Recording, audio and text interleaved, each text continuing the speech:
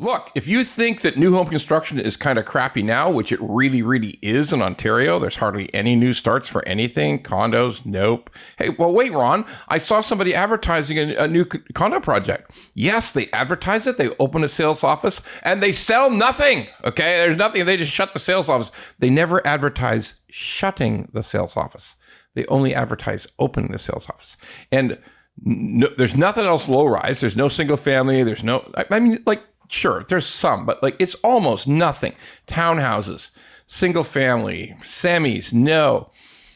Same thing in the Lower Mainland. Very, very slow construction side. The Calgary, okay, but even Alberta, okay, but even people there starting because the tariffs, the trade war, frightens everybody. You know, banks are going to keep contracting what they lend. So how are people going to get the funds to build houses? Look, it's just crappy. So one thing we have to understand is it's going to be a lousy year for construction. Lousy. So what is it going to take to get things going again and to get construction of projects that are inexpensive? Because the first thing everybody says, well, there's tariffs on steel and there's countermeasures on steel. That's what you need to build condos. Okay. So yeah, I get it. Nothing till this stuff is resolved, but hear me out.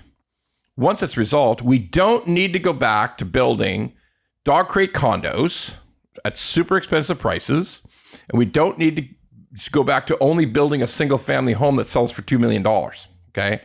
1.6, 1.8. That is just fucking stupid. So how do we fix it? How do we start to take a shot at new construction? Because everybody says it's impossible, Ron. It's impossible. Construction costs, land costs, this cost, the DCs, cities are overcharging, taxes too high, blah, blah, blah. So what to do?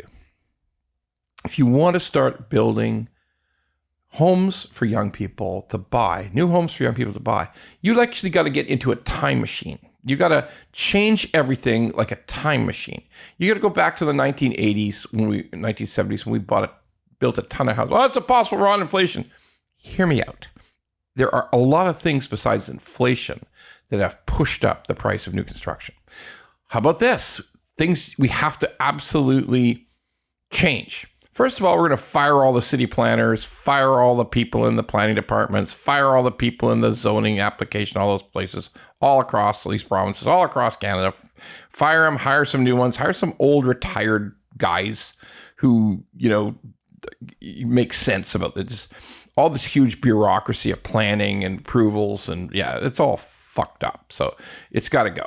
That's number one. Then we got to think about, and let's face it, did they not fuck up everything? Like, if you're a brilliant planner, what brilliant planner approved a 385 square foot dog crate condo? Like, when did anybody think, why wouldn't you as a city, as a planner, as an urban expert, just say, no, this is shit. This is getting really close to the capsule hotels where there's just like a bed in a hotel. That's it. Like, you stuff you in a capsule to sleep at night, like in Hong Kong.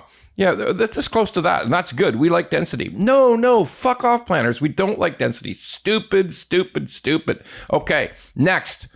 It takes 24 studies of the craziest things in the world, things you wouldn't even imagine, to even start the process of getting a permit on a new subdivision. So let's go back to the old days, go back to the 80s. 4 reports.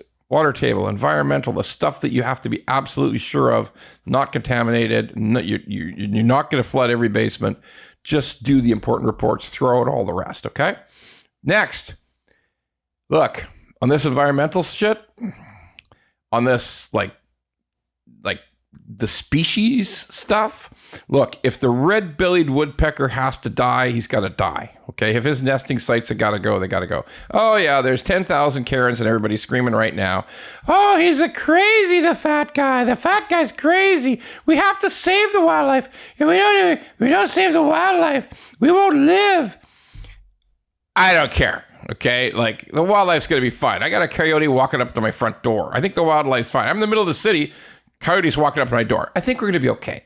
But the craziness of the NIMBYs too. We got to cut out all the NIMBYs. We can't have everybody arguing about everything, creating delays, which add to cost. So we have to take action on that. Finally, we got to release land, whether it's Ag Reserve in British Columbia, Greenbelt, Crown lands, you name it. We have to release new lands to build like whole new subdivisions, add on to subdivisions.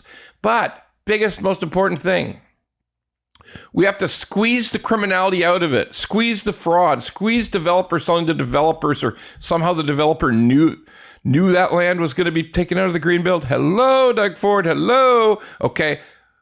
That stuff's got to go.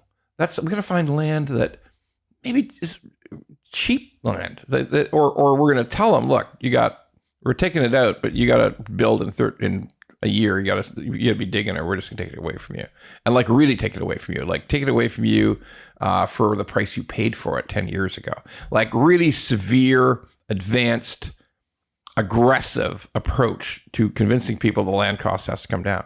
We have to break down the bad system we have. And obviously, the development fees, development charges got to go. They just got to go. They got to be cut like 90%. Like the city can't, a town, sure, you can pay for your parks, you can pay for your roads, which the builders will do, which the developers will do, pay for the parkette, pay for the roads, set aside money for the schools. But guess what?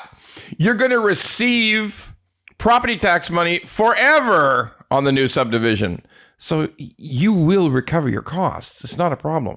Folks, I know it sounds like oh, this old fat dude is just telling us what to do. He wants to go back in time. We can't go back in time. You must go back in time, because what we've got going around here right now to develop large amounts of dwellings at a rational price, what we got going on today doesn't work. It doesn't work. It's pure fuckery. And we have to make massive changes to give young people a chance to own new homes in new subdivisions, in new towns.